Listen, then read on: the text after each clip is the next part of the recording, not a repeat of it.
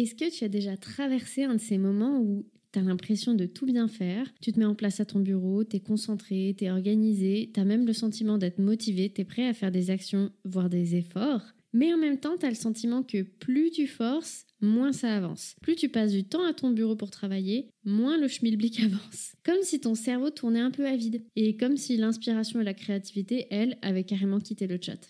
Et si je te disais que c'était pas une question d'effort, et que parfois, c'est ton propre système nerveux qui te bloque, non pas parce que tu manques de volonté, mais parce que tu lui laisses pas assez d'espace pour créer. Aujourd'hui, on va explorer le paradoxe neurologique du ralentissement productif. Cette réalité hyper contre-intuitive que pour avancer plus vite et plus loin, parfois il suffit de ralentir consciemment. On va aller un peu au-delà de la théorie abstraite, parce que c'est carrément un apprentissage que moi j'ai dû faire dans la douleur en 2023, et c'est fascinant de voir que la science valide ce concept-là. Ça pourrait complètement changer ta façon de voir la productivité et même ton rapport au succès. Bienvenue dans Ambitionner, le podcast d'une meuf qui a longtemps cru ne pas être ambitieuse. Je suis Floriane, ingénieure en sciences cognitives et coach mindset, et j'ai longtemps pensé que l'ambition c'était pour les autres. Ceux qui foncent et sacrifient tout pour réussir, mais j'ai jamais pu me contenter d'une vie tiède. Alors j'ai exploré, échoué, et j'ai guéri jusqu'à comprendre que je ne m'autorisais pas à être ambitieuse, que j'avais été conditionnée à rester sage et discrète.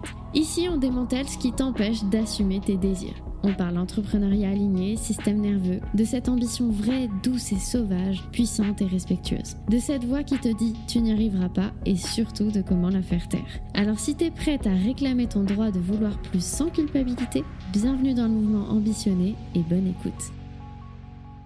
Hello, j'espère que tu vas bien. Je suis hyper contente de te retrouver pour l'épisode du jour. Et pour comprendre un peu pourquoi j'ai eu envie d'aborder le sujet du jour, il faut remonter en 2023 à une période particulièrement difficile que j'ai traversée sur mon chemin entrepreneurial. Si tu me suivais déjà sur Instagram à l'époque, tu m'avais peut-être vu en parler, pas tant avant, mais quelques semaines après cette période-là, où j'avais carrément parlé un peu de nuit noire de l'âme. Je sais que sur le côté un peu spirituel, plusieurs personnes qui sont abonnées, qui ont justement cette branche un peu spirituelle, avaient utilisé ce terme pour décrire ce que j'avais traversé. Nuit noire de l'âme ou juste période difficile, peu importe. Ce qui va être intéressant, ça va surtout être de décortiquer un peu ce qui s'est passé pour illustrer un peu le paradoxe qu'on va explorer aujourd'hui, pour illustrer un peu une théorie qui pourrait être un peu abstraite sinon. Donc, on remonte en arrière.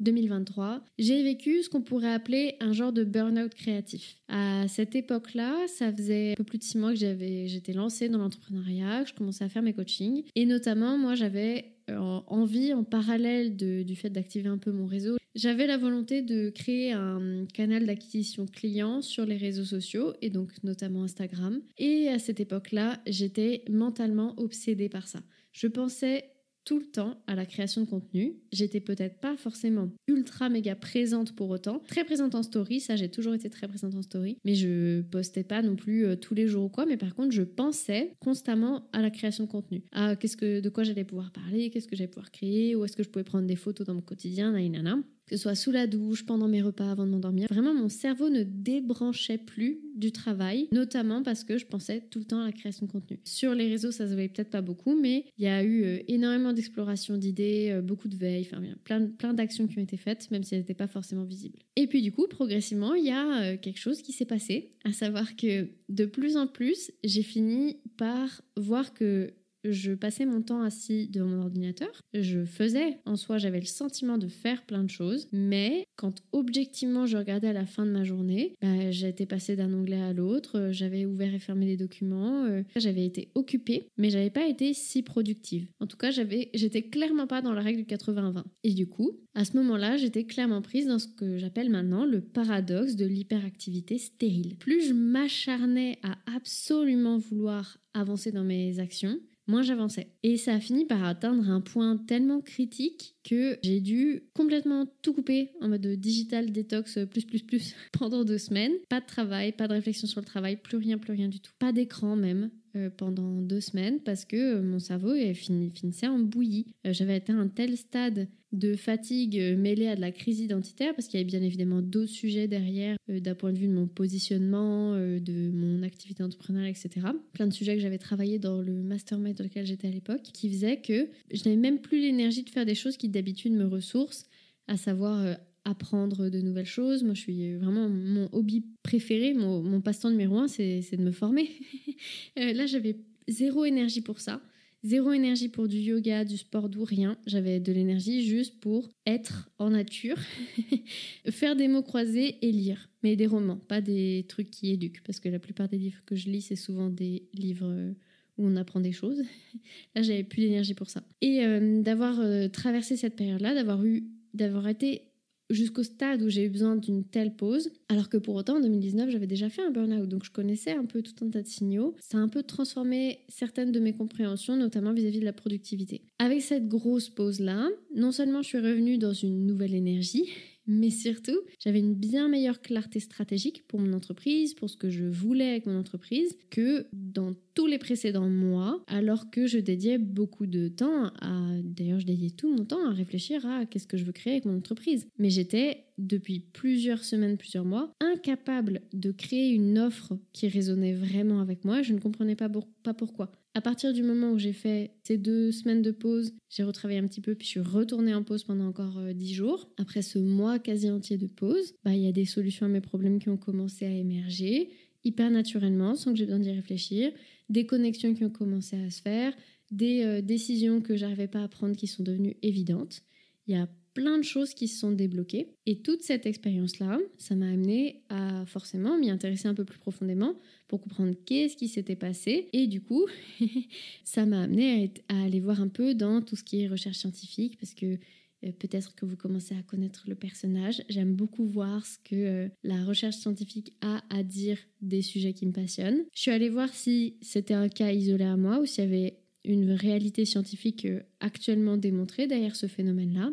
Et ce que j'ai découvert, bien évidemment, m'a fascinée. Donc aujourd'hui, on va parler notamment du réseau du mode par défaut. Et ça, quand on veut se créer une vie qui nous inspire vraiment, une vie à l'auteur de nos ambitions, quand on veut manifester sa vie, et manifester pas dans le sens boubou, on fait un tableau de visualisation et on espère que les choses vont arriver, mais quand on prend activement la responsabilité de créer une vie qui nous excite et qu'on a vraiment envie de vivre au quotidien, au final on pourrait dire que c'est ça la manifestation, et comprendre le réseau du mode par défaut, c'est vraiment essentiel. Plus qu'intéressant, c'est essentiel. Donc, qu'est-ce donc que ce réseau ? En neurosciences, il existe donc ce qu'on appelle le réseau du mode par défaut. En anglais, on dit Default Mode Network ou DMN. Et ce réseau-là, c'est un ensemble de régions cérébrales qui s'activent particulièrement quand on n'est pas concentré sur une tâche extérieure. Donc quand on laisse typiquement notre esprit vagabonder, quand on rêvasse. Pendant longtemps, ces moments-là où le cerveau juste il vagabonde et divague, les scientifiques ils pensaient que c'était seulement des temps inactifs, des temps de repos pour le cerveau. Mais des recherches plus récentes nous montrent quelque chose qui est ultra intéressant, qui est que ce réseau-là, non seulement il est extrêmement actif, mais en plus il consomme jusqu'à 20% de l'énergie du corps au repos. Ça c'est fascinant parce que d'un point de vue répartition, le cerveau c'est à peu près 2% de notre masse physique en moyenne. Et pour autant, ce 2%, même au repos, va consommer jusqu'à 20% de notre énergie. Donc c'est clairement le muscle qui consomme le plus chez nous. Et donc ce qui va être intéressant pour nous, c'est de comprendre qu'est-ce qui fait ce réseau du mode par défaut, qu'est-ce qui fait notre cerveau quand il apparaît inactif. Et au final, il fait des choses absolument essentielles. C'est dans ces temps-là, dans ces temps du mode par défaut, que le cerveau il va consolider nos apprentissages et nos expériences, il va faire des connexions inattendues entre différentes idées, il va travailler sur la résolution de problèmes complexes, il va nous aider à développer notre perception de nous-mêmes et notre compréhension des autres. En fait, selon le docteur Marcus Raichle de l'Université de Washington, qui a découvert ce réseau, c'est précisément pendant ces périodes de ralentissement apparent que notre cerveau effectue certains de ses travaux les plus sophistiqués. Par contre, ce réseau, il est inhibé dès que on est en train de faire. Dès qu'on passe en mode faire, typiquement vérifier frénétiquement nos mails, enchaîner les réunions, sauter d'une tâche à l'autre sans transition, ce réseau, il est inhibé. Donc concrètement, ça signifie que quand on est pris dans une hyperactivité constante, on prive littéralement notre cerveau de l'espace nécessaire pour effectuer le travail stratégique profond qui est pourtant complètement essentiel à notre réussite. Donc ça rejoint en plus complètement ce qu'on a déjà pu aborder à différents moments quand on a parlé un peu de système nerveux, qui est que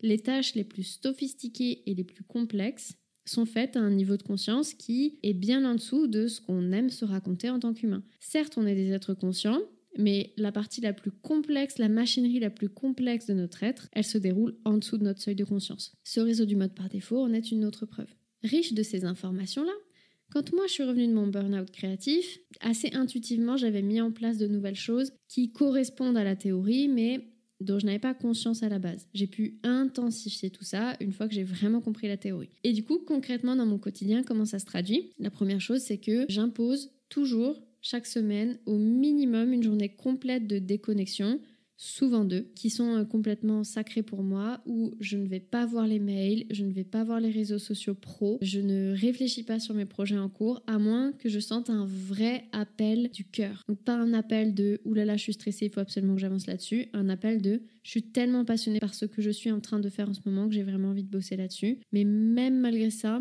j'essaie quand même toujours d'avoir, quitte à ce que ce soit à coup de demi-journée, des moments de déconnexion complète. D'ailleurs, c'est quelque chose que mes coachés savent bien, puisque ça fait partie des conditions pour travailler ensemble, où je leur explique que sur le canal WhatsApp qu'on a ensemble pour qu'elles puissent être soutenues et qu'on puisse continuer de travailler ensemble, y compris entre 2 visios, elles savent très bien que ce canal-là, le week-end, en général, j'y réponds pas. À moins qu'il y ait une urgence ou à moins que par un hasard je sois allée voir, mais globalement, je vais pas voir mon WhatsApp le week-end. C'est un espace du coup que je protège, où mon mode par défaut peut pleinement fonctionner parce que je laisse plein d'espace à mon cerveau pour qu'il divagabonde. Deuxième chose que j'ai mis en place, j'ai restructuré ma semaine pour que très volontairement, il y ait toujours au moins une journée, idéalement 2, où j'ai absolument aucun rendez-vous. Et c'est pas du tout des journées qui sont vides, elles sont même précieuses pour le travail de fond, pour la réflexion stratégique, pour la création sans interruption. C'est vraiment des journées qui sont idéales pour le flow et justement le mode par défaut.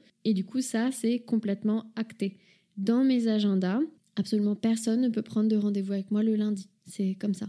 C'était déjà plus ou moins conscient avant mon burn-out créatif, mais alors là, maintenant, c'est complètement assumé. Troisième chose que j'ai pu mettre en place, une règle simple et pourtant fondamentale, je ne prends pas de rendez-vous avant 11h, où c'est vraiment hyper rare, hyper rare. Les premières heures de la journée, elles sont réservées à moi, mon énergie cognitive, avant les demandes externes qui, du coup, vont commencer à fragmenter mon attention.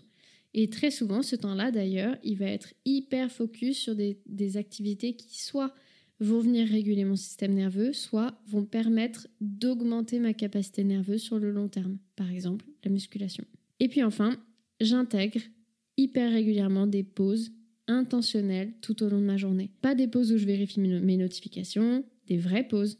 Soit où je vais marcher un peu, soit je prends un moment où je regarde, typiquement j'habite à la campagne, donc je regarde mon jardin, je passe du temps avec mes animaux. Ça peut être aussi simple que juste me lever, sortir de mon bureau et m'asseoir 10 minutes dans le salon en regardant dans le vide. Mais c'est précisément ça qui permet au mode par défaut de s'activer et de prendre un peu le relais. Et ça qui va permettre notamment petit à petit de diminuer le brouillard mental parce que je laisse les parties les plus intelligentes et stratégiques de mon cerveau faire leur office sans que moi, consciemment, en tant que petit émin, je raconte l'histoire que je suis plus malin que ces réseaux qui sont en dessous de ma conscience à chercher à l'organiser toute seule. Je peux me reposer sur ma neurobiologie pour faire correctement son travail. Le résultat, il a été quasi immédiat puisque entre l'année 2023 et l'année 2024, ça a été incomparable puisqu'en 2024, ça a été ma priorité de mettre tout ça en place, de prendre très soin de mon système nerveux notamment parce que tout ça, c'est quand même très intimement lié. Et puis en 2024, j'ai fait x2 sur mon chiffre d'affaires, j'ai accueilli mais 5 à 6 fois plus de clientes, voire plus. J'ai commencé à accueillir des offres de groupe au sein duquel j'ai accueilli plus d'une 50aine de personnes. Donc c'est très concret ce que ça apporte comme bénéfice derrière. Et ce qui est fascinant, c'est que c'est pas juste mon expérience personnelle. Les personnes les plus visionnaires et innovantes de notre époque pratiquent instinctivement, ou non, faudrait leur demander, cette forme de ralentissement stratégique. Qu'on l'apprécie ou non, on n'est pas là pour juger les personnes, mais Bill Gates est connu pour ses semaines de réflexion où il s'isole dans un endroit où vraiment il n'y a pas internet, il n'y a pas de distraction, pour juste lire et penser. Einstein était connu aussi pour jouer du violon quand il était bloqué sur un problème mathématique complexe. Sarah Blakely, la fondatrice de Spanx, elle est connue pour conduire intentionnellement 1 heure de plus que nécessaire pour se rendre au travail, justement pour utiliser ce temps pour la réflexion non structurée, pour laisser son cerveau vagabonder. Et tout ça, c'est pas du temps perdu, c'est du temps investi dans le processus créatif le plus profond. Et dans notre culture actuelle qui valorise l'hyperactivité visible, ralentir, ça peut vraiment sembler contre-productif, voire coupable, surtout juste pour laisser notre cerveau rêvasser, mais c'est précisément ce qui nous permet d'accéder à un niveau supérieur de performance. Donc, comment est-ce que toi, tu peux commencer à intégrer ce paradoxe du ralentissement productif dans ta propre vie? Il y a 3 pratiques simples que tu peux mettre en place, en plus des exemples que j'ai pu te donner, que ce soit ceux de ma vie personnelle ou ceux de Bill Gates, parce que n'hésite pas à faire comme Bill Gates. Mais 3 autres pistes. La première, ça pourrait être que tu peux créer des seuils de transition dans ta journée. Donc entre 2 activités différentes, tu peux prendre 5 minutes pour juste respirer, regarder par la fenêtre, faire quelques pas, même juste marcher autour de ton canapé. Ce sera plus bénéfique que d'enchaîner littéralement tes tâches. Et ces micro-pauses-là, elles vont du coup permettre à ton cerveau de changer de mode et de préparer le terrain pour la tâche suivante. Une deuxième pratique que tu pourrais mettre en place, c'est justement de dédier une demi-journée par semaine pour la réflexion stratégique pure. Pas de réunion, pas de mail, pas de tâches à cocher, juste toi, un carnet, une petite promenade dehors peut-être, du temps pour juste laisser ton cerveau partir là où il a envie d'aller. Ce serait pas du luxe, ce serait un investissement stratégique. Troisième piste, tu peux expérimenter des périodes de jeûne numérique. Ça peut commencer par quelques heures, ça peut être une journée entière. Vois ce qui se passe, vois comment ton esprit réagit quand il n'est pas constamment stimulé par des entrées externes. Pas d'écran, pas de téléphone, pas de réseaux sociaux pendant une journée. Qu'est-ce qui se passe ? Et l'idéal, c'est vraiment de ne pas voir ces pratiques comme du temps non productif, mais vraiment comme les fondations essentielles d'une productivité plus profonde et plus durable. Donc pour conclure, j'aimerais vraiment t'inviter à reconsidérer fondamentalement ce que ça signifie être productif. La véritable productivité, elle n'est pas mesurée au nombre d'heures passées devant un écran ou par la quantité de cases cochées sur une to-do list. Et je sais que potentiellement, mentalement, tu vas être d'accord avec moi, mais observe vraiment dans ton quotidien, en toute honnêteté, combien de temps tu passes à ton bureau, si jamais tu bosses à un bureau, versus combien de temps vraiment, effectivement efficace tu y passes. Et souvent, il y a un écart. La véritable productivité, elle se mesure à l'impact stratégique de tes actions. Et paradoxalement, cet impact, il augmente quand tu te donnes de l'espace pour ralentir. J'adorerais connaître ton expérience avec ce paradoxe-là, si jamais tu l'as déjà expérimenté. Peut-être que tu as déjà remarqué d'ailleurs que tes meilleures idées viennent quand tu n'es pas activement en train de travailler. L'exemple qui est très souvent donné, c'est on est en train de prendre notre douche, on rêvasse et bam, on trouve la solution à notre problème. Et ben maintenant, tu sais exactement pourquoi. Si c'est le cas, vraiment, je t'invite à partager ton expérience dans les commentaires. Si jamais tu m'écoutes sur Spotify. Sinon, tu peux venir m'en parler en message directement, que ce soit sur Instagram ou en répondant à une newsletter. Je serais vraiment très curieuse d'avoir ton retour sur ce paradoxe-là et sur cet épisode. C'était un plaisir de passer ce temps avec toi. J'espère que l'épisode t'a plu. Comme toujours, tu peux me retrouver sur les réseaux. Tous les liens seront en description de l'épisode, sur Instagram, au travers de la newsletter.